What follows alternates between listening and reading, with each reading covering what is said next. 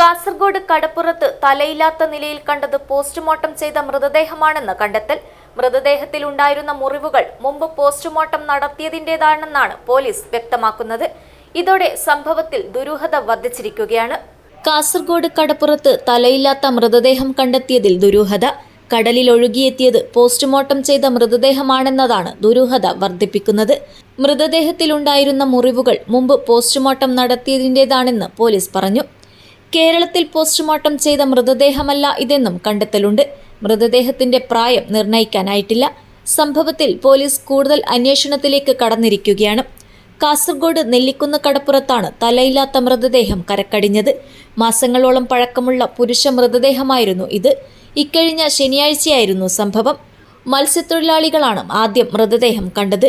മൃതദേഹത്തിൽ കാലിലെ മാംസഭാഗങ്ങളും വേർപെട്ട നിലയിലായിരുന്നു. അസ്ഥികൾ പുറത്തേക്ക് തള്ളിയിട്ടുണ്ട്. എവിടെയെങ്കിലും കുഴിച്ചിട്ട മൃതദേഹം തിരമാലയിൽപ്പെട്ട് ഒഴുകിയെത്തിയതാണോ എന്നതടക്കം പോലീസ് പരിശോധിച്ചു വരികയാണ്. News bureau, Kasaragod.